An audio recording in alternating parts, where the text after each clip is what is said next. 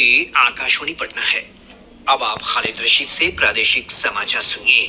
पहले मुख्य समाचार।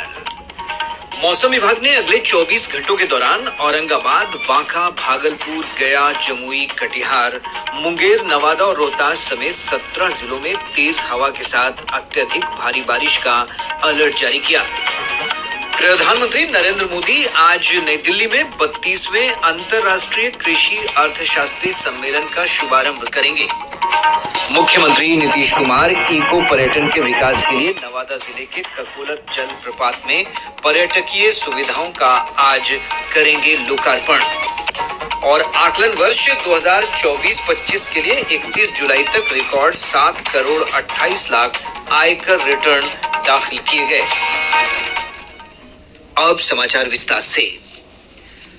मौसम विभाग ने अगले 24 घंटों के दौरान औरंगाबाद, बांका, भागलपुर, गया, जमुई, कटिहार, मुंगेर, नवादा और रोहतास जिले में कुछ स्थानों पर तेज हवा के साथ अत्यधिक भारी बारिश की चेतावनी जारी की है। इन जिलों के लिए रेड अलर्ट जारी किया गया है। वहीं अरवल, बेगूसराय, भागलपुर, गया, जहानाबाद, कैमूर, खगड़िया, लखीसराय, मुंगेर, नालंदा, नवादा, रोहतास और शेखपुरा जिले में भी कुछ स्थानों पर तेज हवा के साथ बहुत भारी बारिश का ऑरेंज अलर्ट जारी किया गया है। विभाग ने अपने विशेष मौसम बुलेटिन में इस अवधि में लोगों से विशेष सावधानी बरतने की अपील की है। विभाग ने कहा है कि राज्य के शेष हिस्सों में हल्की से मध्यम बारिश की संभावना है। इस दौरान 30 से 40 किलोमीटर प्रति घंटे की रफ्तार से तेज हवा चलने की भी संभावना है।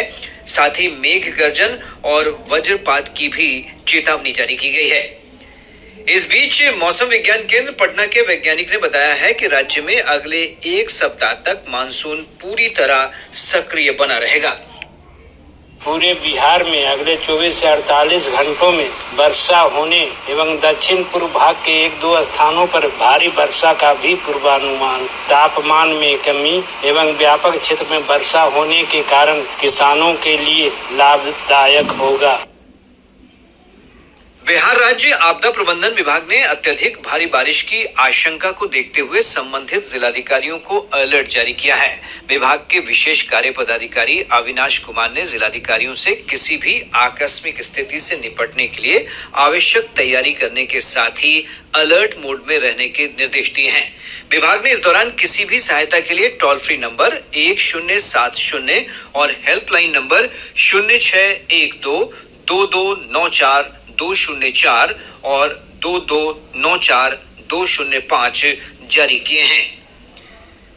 प्रधानमंत्री नरेंद्र मोदी आज नई दिल्ली में 32वें अंतर्राष्ट्रीय कृषि अर्थशास्त्री सम्मेलन का शुभारंभ करेंगे। वे इस अवसर पर उपस्थित लोगों को संबोधित भी करेंगे। भारत में इस सम्मेलन का आयोजन 65 वर्ष बाद हो रहा है। एक रिपोर्ट। 6 दिन के सम्मेलन का विषय है संवहनीय कृषि खाद्य प्रणाली की ओर रूपांतरण। इसका उद्देश्य जलवायु परिवर्तन, प्राकृतिक संसाधनों के क्षरण, बढ़ती उत्पादन लागत जैसी वैश्विक चुनौतियों को देखते हुए संवहनीय कृषि की बढ़ती आवश्यकताओं पर ध्यान देना है। ये सम्मेलन वैश्विक कृषि चुनौतियों के प्रति भारत के सक्रिय दृष्टिकोण को उजागर करेगा और कृषि अनुसंधान नीति में देश की प्रगति दर्शाएगा। सम्मेलन युवा अनुसंधानकर्ताओं और इस क्षेत्र के अग्रणी पेशेवरों को अपने विचार रखने और वैश्विक प्रतिभाओं के साथ जुड़ने का अवसर देगा। अनुपम की रिपोर्ट के साथ समाचार कक्ष से मुकेश कुमार। मुख्यमंत्री नीतीश कुमार आज इको पर्यटन के विकास के लिए नवादा जिले के ककोलत जल प्रपात में पर्यटकीय सुविधाओं का लोकार्पण करेंगे। इसके साथ ही 1.5 वर्षों से बंद जल प्रपात को लोगों के लिए खोल दिया जाएगा। 16 करोड़ रुपए की लागत से अत्याधुनिक तकनीक से तैयार ककोलत जल प्रपात के आसपास पर्यटन सुविधाओं के विकास के लिए प्राकृतिक कुंड, आकर्षक मुख्य द्वार, 6 कैफेटेरिया, पर्यटन सूचना केंद्र और प्राकृतिक उपचार केंद्र समेत अन्य संरचनाओं का निर्माण किया गया है। इस कार्यक्रम के दौरान पर्यावरण, वन और जलवायु परिवर्तन मंत्री डॉक्टर प्रेम कुमार, सांसद विवेक ठाकुर और गोविंदपुर विधायक मोहम्मद कामरान समेत अन्य गणमान्य व्यक्ति मौजूद रहेंगे। मुख्यमंत्री श्री कुमार जिले के वारिसलीगंज में सीमेंट ग्राइंडिंग इकाई का भी शिलान्यास करेंगे। इसके बाद मुख्यमंत्री एक अन्य कार्यक्रम में नालंदा जिले के हरनौत प्रखंड के द्वारिका बीघा गांव में पुल का उद्घाटन करेंगे। कटिहार से कांग्रेस सांसद तारिक अनवर ने लोकसभा में स्वास्थ्य और परिवार कल्याण मंत्रालय की अनुदान मांगों पर चर्चा में भाग लेते हुए आम लोगों के लिए चिकित्सा सुविधाओं की उपलब्धता पर जोर दिया है। चर्चा की शुरुआत करते हुए उन्होंने आरोप लगाया कि इस वर्ष के बजट में ग्रामीण क्षेत्रों में बुनियादी स्वास्थ्य सुविधाओं में सुधार के लिए पर्याप्त आवंटन नहीं किया गया। उन्होंने दवाओं की ऊंची कीमतों पर कहा कि लोग महंगी दवाएं खरीदने में असमर्थ हैं। लोजपा रामविलास के राष्ट्रीय अध्यक्ष और केंद्रीय मंत्री चिराग पासवान ने कहा है कि उनकी पार्टी अनुसूचित जाति जनजाति वर्ग के अंदर उप वर्गीकरण के पक्ष में नहीं है। उन्होंने अपने सोशल मीडिया पोस्ट में कहा है कि उनकी पार्टी का मानना है कि जब तक समाज में छुआछूत जैसी प्रथा मौजूद है तब तक अनुसूचित जाति जनजाति श्रेणियों की सब कैटेगरी में आरक्षण और क्रीमी लेयर जैसा प्रावधान नहीं किया जाना चाहिए। उन्होंने सर्वोच्च न्यायालय से अपने फैसले पर पुनर्विचार का आग्रह भी किया है। इधर नेता प्रतिपक्ष तेजस्वी यादव ने भी इस फैसले को संविधान के मूल भावना के विपरीत बताया है। आकलन वर्ष 2024-25 के लिए 31 जुलाई तक रिकॉर्ड 7 करोड़ 28 लाख आयकर रिटर्न दाखिल किए गए हैं।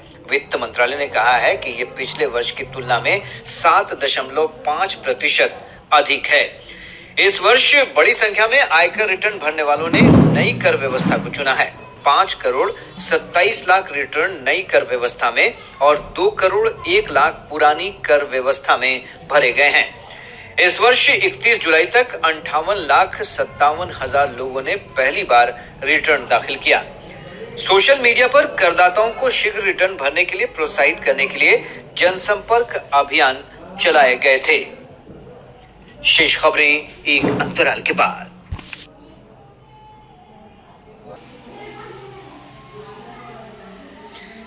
प्रादेशिक समाचार आप आकाशवाणी पटना से सुन रहे हैं।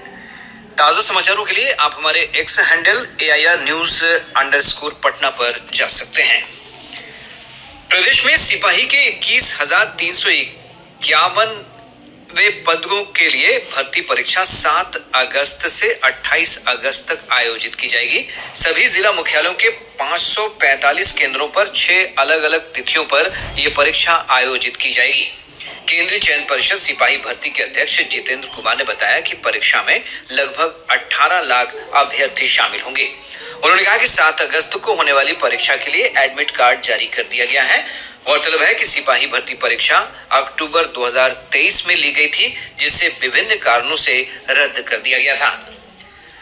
पटना के जिला शिक्षा पदाधिकारी संजय कुमार ने कहा है कि निजी कोचिंग संस्थानों के निबंधन के लिए पोर्टल बनाया जाएगा। इसके माध्यम से ऑनलाइन निबंधन और आवेदन के साथ ही भुगतान की सुविधा दी जाएगी। पटना में संचालित विभिन्न कोचिंग संस्थानों के निरीक्षण के बाद उन्होंने कहा कि निबंधन के लिए कई तरह के प्रमाण पत्र पोर्टल पर अपलोड करने होंगे। संतुष्ट होने के बाद ही कोचिंग संस्थानों का निबंधन स्वीकार्य किया जाएगा। पटना के ज्ञान भवन में आज से 2 दिवसीय मखाना महोत्सव की शुरुआत हो रही है। कृषि सचिव संजय अग्रवाल ने कहा कि महोत्सव का उद्देश्य मखाना उत्पादन की आधुनिक तकनीकों से किसानों को अवगत कराना है, साथ ही इसके व्यापार के नए आयाम की तलाश करना भी है। उन्होंने कहा कि इस दौरान मखाना के विभिन्न उत्पादों की प्रदर्शनी और बिक्री भी होगी। महोत्सव में मखाना व्यंजन प्रतियोगिता का भी आयोजन किया जाएगा। कृषि मंत्री मंगल पांडे इस महोत्सव की शुरुआत करेंगे। इधर जदयू के कार्यकारी राष्ट्रीय अध्यक्ष संजय झा ने कहा कि राज्य सरकार मखाना की बिक्री बढ़ाने के लिए हर संभव प्रयास कर रही है। उन्होंने कहा कि दुनिया में कुल मखाना उत्पादन का करीब 85% मिथिला में होता है। गौरतलब है कि मिथिला मखाना को GI टैग प्राप्त है। देश और विदेश में भी इसकी मांग है। आकाशवाणी संगीत समारोह आज से नई दिल्ली में आकाशवाणी परिसर में शुरू हो रहा है। 2 दिन के समारोह का आयोजन आकाशवाणी के रंग भवन में शाम 5:30 बजे से होगा। पंडित राजेंद्र प्रसन्ना, पंडित जयतीर्थ मेबुंदी और पंडित विश्व मोहन भट्ट सहित देश के जाने माने संगीतज्ञ आयोजन में अपनी प्रस्तुतियां देंगे। दिल्ली के अतिरिक्त आकाशवाणी समारोह का आयोजन अलग अलग तारीखों पर पटना, हैदराबाद, बेंगलुरु, भोपाल, चेन्नई और रांची सहित कई शहरों में भी किया जाएगा। लोक सेवा प्रसारक के आदर्शों पर संस्थापित आकाशवाणी देश के सांस्कृतिक विरासत के संरक्षण और विविध संस्कृति को सशक्त बनाने में महत्वपूर्ण भूमिका निभाता रहा है। पेरिस ओलंपिक खेलों के 8वें दिन आज भारत की नारी शक्ति का प्रदर्शन होगा। भारतीय खिलाड़ी निशानेबाजी, तीरंदाजी, मुक्केबाजी, नौकायन और गोल्फ की स्पर्धा में अपनी मजबूत दावेदारी पेश करेंगे। एक रिपोर्ट। शुक्रवार का दिन भारत के लिए कुछ अच्छे परिणाम लेकर आया। बैडमिंटन की पुरुष एकल स्पर्धा में लक्ष्य सेन ने चाइनीज ताइपेई के चियान चेनचाओ को 19-21, 21-15, 21-12 से एक रोमांचक मैच में हराकर सेमीफाइनल में प्रवेश किया। आकाशवाणी से बात करते हुए लक्ष्य सेन, यही कहना चाहूंगा कि सेकंड एंड थर्ड गेम में जैसा मैं खेला मैं खुश हूँ उससे एंड यस मैं आगे आने वाले मैचेस में भी अपना मोमेंटम कैरी करना चाहता हूँ। लक्ष्य सेन का सेमीफाइनल मुकाबला 4 अगस्त को टोक्यो ओलंपिक खेलों के स्वर्ण पदक विजेता और दूसरी वरीयता प्राप्त डेनमार्क के विक्टर एक्सेलसन से होगा। पुरुष हॉकी में कल भारत ने म्यूनिक ओलंपिक खेलों के बाद पहली बार ऑस्ट्रेलिया को ओलंपिक खेलों में हराया। स्कोर रहा 3-2। 4 अगस्त को क्वार्टर फाइनल में भारत का मुकाबला होगा ग्रेट ब्रिटेन से। 25 मीटर पिस्टल शूटिंग की महिला वर्ग में 590 के स्कोर के साथ दूसरे स्थान पर रहकर मनु भाकर आज पेरिस ओलंपिक खेलों में अपने तीसरे पदक पर निशाना लगाएंगी। आज आर्चरी में भजन कौर के सामने होंगी इंडोनेशिया की दियानंदा चोरुनीसिया और दीपिका कुमारी के सामने होंगी जर्मनी की मिशेल क्रोपेन। ये दोनों महिला वर्ग का एलिमिनेशन राउंड का अगला मुकाबला खेलेंगी। सेलिंग में नेत्रा कुमानन और विष्णु सरवनन डिंगी में आज अपनी 5वीं और 6ठी रेस लगाएंगे। मुक्केबाजी के 71 किलो के क्वार्टर फाइनल मुकाबले में आज निशान देव का मुकाबला होगा मैक्सिको के मार्को अलोंसो वर्डे अल्वारेज से। महिलाओं की स्कीट निशानेबाजी में रईजा ढिलो और माहेश्वरी चौहान आज चैट्रू शूटिंग रेंज में अपने निशाने लगाएंगी। पेरिस से मैं महेंद्र सिंह लालस। पूर्वी चंपारण जिले की महुआवा पंचायत की मुखिया सुनीता देवी को नई दिल्ली में आयोजित होने वाले स्वतंत्रता दिवस कार्यक्रम में शामिल होने के लिए प्रधानमंत्री कार्यालय की ओर से आमंत्रित किया गया है। सुनीता देवी को पंचायत में बेहतर विकास कार्य के लिए सम्मानित किया जाएगा। अब बिहार से प्रकाशित प्रमुख समाचार पत्रों की सुर्खियां। आज के सभी समाचार पत्रों ने नीट मामले में सर्वोच्च न्यायालय के फैसले को प्रमुखता से प्रकाशित किया है। हिंदुस्तान ने इस खबर का शीर्षक लगाया है, नीट में धांधली नहीं हुई पर एनटीए सुधार करे। दैनिक जागरण ने मेट्रो से जुड़ी खबर को तरजीह देते हुए लिखा है, हरमंदिर साहिब, गुरुद्वारा और एयरपोर्ट भी जुड़ेंगे मेट्रो रूट से। दैनिक भास्कर ने ट्राई के नए नियम पर लिखा है, मोबाइल नेटवर्क गायब हुआ तो कंपनियां ग्राहकों को हर्जाना देंगी। प्रभात खबर ने ईडी की कार्रवाई को प्रमुखता देते हुए लिखा है, संजीव हंस और गुलाब यादव पर उत्पीड़न के आरोप में महिला से पूछताछ। और अब अंत में मुख्य समाचार एक बार फिर। मौसम विभाग ने अगले 24 घंटों के दौरान औरंगाबाद, बांका, भागलपुर, गया, जमुई, कटिहार, मुंगेर, नवादा और रोहतास समेत 17 जिलों में तेज हवा के साथ अत्यधिक भारी बारिश का अलर्ट जारी किया। प्रधानमंत्री नरेंद्र मोदी आज नई दिल्ली में 32वें अंतर्राष्ट्रीय कृषि अर्थशास्त्री सम्मेलन का शुभारंभ करेंगे। मुख्यमंत्री नीतीश कुमार इको पर्यटन के विकास के लिए नवादा जिले के ककोलत जलप्रपात में पर्यटकीय सुविधाओं का आज करेंगे लोकार्पण। और आकलन वर्ष 2024-25 के लिए 31 जुलाई तक रिकॉर्ड 7 करोड़ 28 लाख आयकर रिटर्न दाखिल किए गए। इसके साथ ही आकाशवाणी पटना से प्रसारित प्रादेशिक समाचार का ये अंक समाप्त हुआ।